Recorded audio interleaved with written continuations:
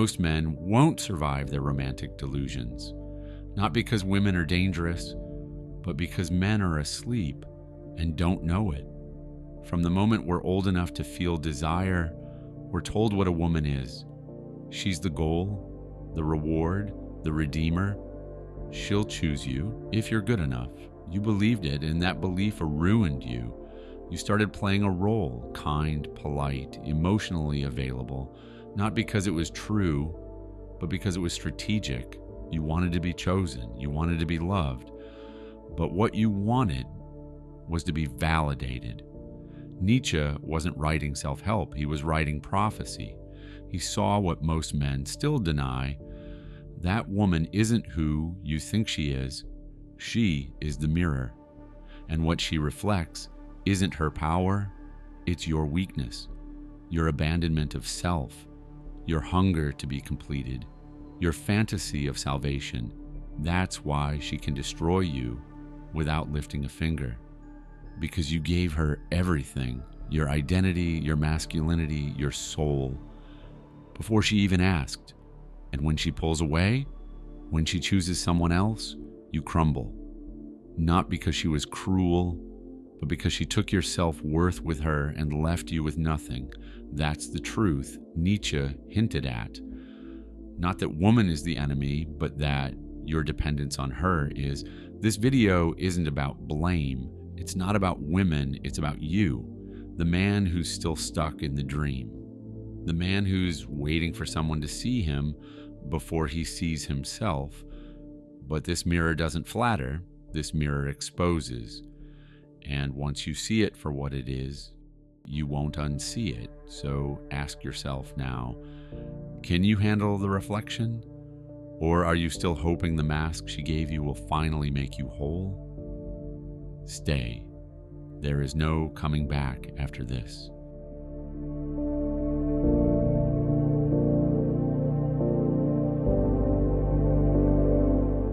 Who was Nietzsche, and what did he say about women? Friedrich Nietzsche didn't believe in comfort, he believed in confrontation. He believed in burning down false gods, religion, morality, tradition, anything that turned men into obedient, soul-dead cattle. He called for the Übermensch, the one who breaks from herd thinking, who endures solitude, chaos, and despair, and still creates his meaning. Not a man who asks permission. A man who writes his code, even if it kills him. But when it came to women, Nietzsche didn't break free. He didn't transcend. He didn't confront the illusion, he became possessed by it. For all his fire and brilliance, he still reduced woman to an idea, a force, a mirror, a metaphor, not a soul, a symbol. She was temptation. She was chaos. She was reproduction, madness, seduction. She was the riddle, but never the answer. You are going to women? Do not forget the whip. Everything in woman has one solution. It is called pregnancy. These aren't just offensive quotes. They're X-rays. They expose how even the boldest philosopher of the modern age was still a man shaped by projection. He didn't describe women. He described how he felt about women, the power they had over him, the chaos they symbolized, the threat they posed to his fragile autonomy. And that's where most men still live, in the shadow of the woman they created in their minds. She becomes the measure of your worth. Her attention equals power. Her withdrawal equals collapse. You don't see her. You see your reflection, and you call it love. That's the trap Nietzsche never escaped, and neither have you. Because when you put woman on a pedestal, you don't elevate her. You degrade yourself. You turn her into a mirror, and you become the one who disappears. And every time she rejects you or ignores you or chooses someone else, what you're facing is not her rejection. It's the exposure of your dependency. Nietzsche saw it. He couldn't admit it, but you don't have that luxury anymore, because the more you make her the center of your identity, the more you forfeit the one thing a man cannot afford to lose: sovereignty.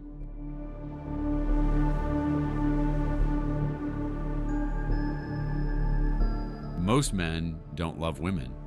They love what women reflect to them. That's not connection, that's projection. And projection is how you avoid responsibility for your soul. You call it love, but it's not her you're devoted to. It's the version of yourself you hope she'll confirm. Worthy, chosen, enough. And that's why she has the power to destroy you without touching you. Not because she's cruel, but because you've tethered your entire identity to her gaze. Nietzsche saw this, not clearly, but instinctively. He reduced the woman to a riddle because he couldn't confront what she awakened in him: vulnerability, obsession, dependence. To him, she was chaos, a test, a reflection of the man's inner war. Never a sovereign being, always a trigger. But the real problem isn't Nietzsche's view of women. It's how accurate his metaphor still is. Because you don't see her either. You see the mask, the image, the drug.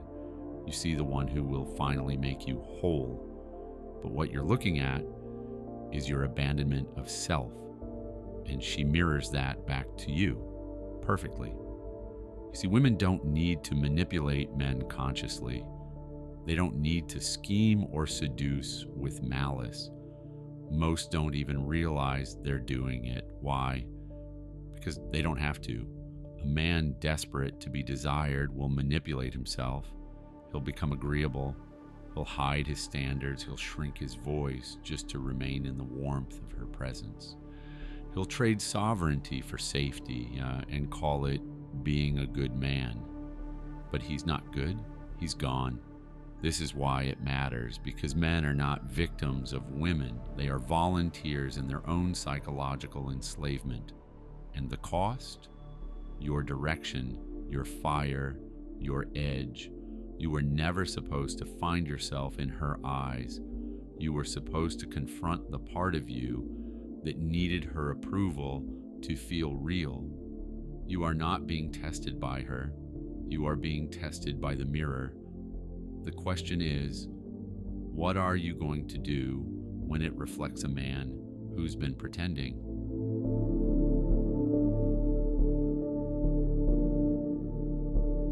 Nietzsche once asked a question that haunts any man who dares to stop running from himself. What if you had to live this exact life again and again? Every joy, every failure, every humiliation on an endless loop. Most men would beg for an escape. Not because their lives are painful, but because deep down, they know they're not living. They're performing, submitting, repeating 134 to 206. Let's call it what it is. You've been stuck in the same story your entire life. Different names, different faces, same pattern. You meet her, you idealize her, you make her the center of gravity. Then you lose yourself in the orbit, you compromise your standards to keep her close, you silence your truth to avoid her disapproval, you confuse attention for affection, and collapse the moment it's withdrawn. You think you've found the one. But all you've found is the next chapter in a cycle you refuse to break. That's your eternal return. It's not metaphysical, it's psychological. You keep living the same loop because you keep seeking the same illusion that she will complete you, that she will see your goodness and make it mean something, that she will reward your sacrifice with devotion. She won't, because she wasn't designed to. Women don't save men, they select them. And selection is not based on your soul, it's based on your standards. If yours are weak, she will test you, not consciously, not cruelly, but instinctively, because evolution trained her to seek strength, not approval. And if you betray yourself to be liked, she will feel it and she will lose respect for you, even if she never says it, even if she stays. This is the part no one tells you. The man chooses the cycle. Every time. Not because he's evil, but because he's desperate. Desperate to be seen, to be held, to be told he's enough. Desperate to avoid becoming the man he knows he was meant to be, because becoming is painful and validation is easy. So he loops and loops and loops until he wakes up or breaks. That's what Nietzsche meant. The eternal return isn't about the universe, it's about you. The unending consequences of refusing to confront your illusions. Here's the confrontation. You weren't born to orbit the feminine. You were born to lead yourself and let who stays, stay. But that kind of leadership requires war. A war against comfort, against romantic fantasy, against the little boy inside you who still believes she'll rescue him. She won't. And if you keep waiting for her to choose you, you will relive this loop until you die. This is your test. Can you break the cycle? Can you choose discomfort over dependence, truth over tenderness, standards over seduction? Because until you do, eternal return isn't a question, it's your sentence.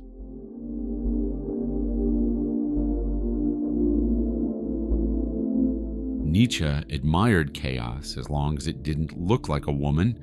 In his worldview, there were two driving forces, the Apollonian and the Dionysian. Apollo was order, reason, and control. Dionysus was wildness, instinct, madness, and intoxication. To Nietzsche, Dionysus wasn't the enemy. He was the god of life at its most raw. Truth without disguise, power without permission. Nietzsche saw in Dionysus something most men fear, a complete surrender to what cannot be explained. But here's the contradiction. While Nietzsche revered chaos in the abstract, he rejected it in the feminine. He couldn't see that the very force he bowed to in myth was already standing in front of him, in flesh, in blood, in woman. The emotional surge, the intuition without logic, the power to create and destroy, the ability to tear a man down, not with fists, but with silence, softness, and timing. That is Dionysus, and that is a woman. But Nietzsche, like many men today, couldn't handle it. He admired the god of madness, but couldn't respect the woman who carried his flame. He loved chaos, but only when he could name it, contain it, frame it as a test. He wanted ecstasy, but not vulnerability. He wanted rebellion, but not the kind that exposed his fragility. So what did he do? He split her in two. The woman a symbol, worthy of poetry and pain, and the woman as reality, unworthy of philosophy. That split is still alive today. Most men don't see women. They either pedestalize them as goddesses or reduce them to distractions. They dance around their chaos, call it beautiful, and secretly resent how it exposes their lack of inner order. But here's the truth Nietzsche couldn't bear. A man afraid of feminine chaos is a man afraid of his own shadow. Because chaos isn't the problem. Lack of direction is. Lack of discipline, lack of standards. You're not being destroyed by her wildness. You're being destroyed by your failure to lead yourself through it. If a woman's mood can undo you, you weren't standing. You were floating, orbiting, hoping, waiting. Dionysus doesn't ask you to tame chaos. He asks you to meet him in presence. And that presence is built in the dark. It's forged when you stop fearing her emotions and start confronting your unprocessed rage, hunger, shame, and desire. She is not your enemy, but she is not your sanctuary either. She is a storm, and if you step into it without a center, you will drown.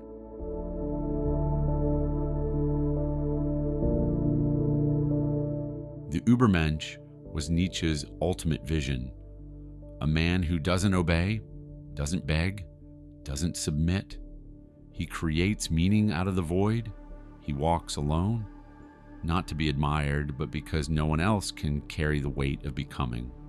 He doesn't follow rules, he becomes the rule, not through force, but through self-mastery. But here's the uncomfortable truth. For all his brilliance, Nietzsche never invited women into that path. He spoke of overcoming, of rising, of transcending all imposed roles.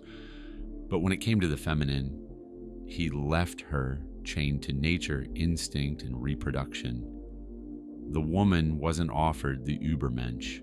She was put to the test of whether man could become one. That's not liberation, that's a blind spot. But don't get distracted. This isn't about Nietzsche's sexism. This is about you. Whether or not you say it out loud, most men today still live with the same belief that they can rise, but she must remain a mirror, that they can build, but she must reflect, that they can choose, but she must validate. You don't see her as a sovereign. You see her as a stage, a reason to become. And then you wonder why you collapse when she leaves. Here's the confrontation. If you believe in your own becoming, but you don't believe a woman can walk that same fire on her own terms, you haven't become anything, because your power still depends on her presence. You are still trying to prove something to a ghost. The Übermensch doesn't perform for female approval. He doesn't shape himself to fit a woman's fantasy. He doesn't crumble when she rejects the kingdom he's built, because he never built it for her. He built it because there was no other way to live without lying. You want to be chosen, you want to be praised. But as long as your growth depends on her witnessing it, you haven't grown at all. You're still bargaining, still auditioning, still building your house in her gaze, hoping she'll look at you long enough for it to feel real. But a man's life isn't real until he can live it alone, without the audience, without the reflection, without the woman, and only from that place do the right ones stay.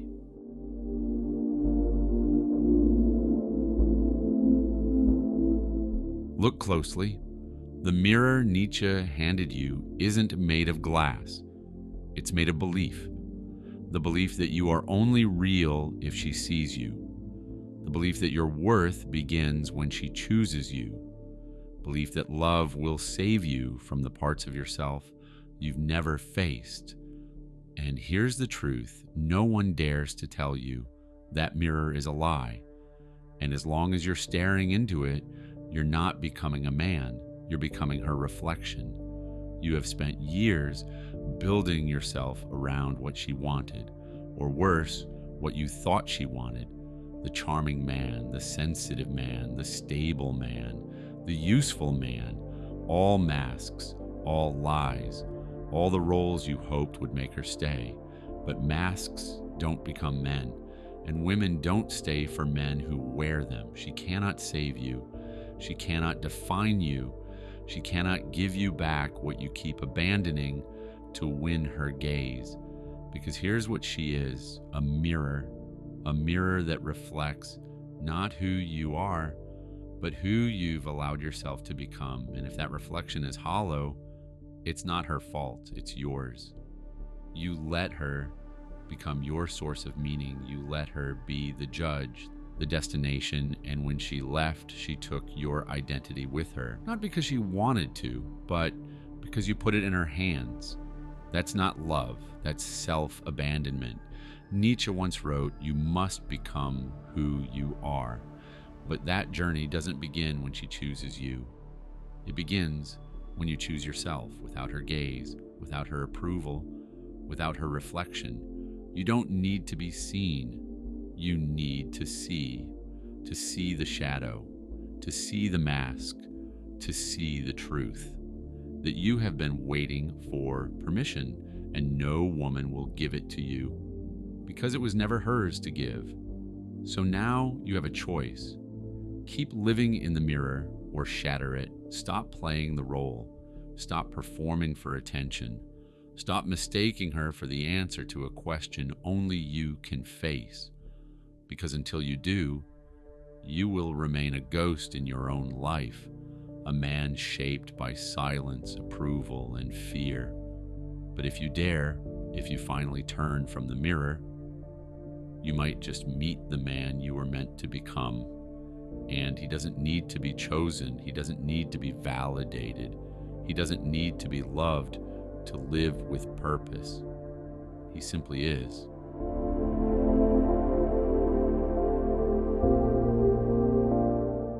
If this hit something deep, let it. Don't brush it off. Don't intellectualize it. Don't scroll past like this was just another video. This wasn't entertainment. It was a confrontation. A mirror held up to your soul. And if you're honest, you've been avoiding it for years. Every relationship, every heartbreak, every fantasy of the one was never about her. It was about your need to be seen, approved, chosen. But here's the truth. You were never meant to be chosen. You were meant to choose yourself. Most men will never do that. They'll stay addicted to the mirror, performing, pleasing, waiting. But if something cracked while watching this, good. Let it break. Let the false self die. Let the man emerge. You are not here to be watched. You are not here to be validated. You are here to build, to confront, to rise. So take this seriously, because this might be the only moment in your life when the illusion finally loses its grip. Share this with the man who's still wearing the mask. Comment if this woke something in you, and subscribe, not for content, but for the brotherhood of men who are done playing roles. You don't need another woman to see you. You need to see yourself fully, without flinching. She is not the mirror. You are the one staring into it. So ask yourself now, with nothing left to hide, will you break it, or will you spend your life as a reflection of the man you were too afraid to become? Choose.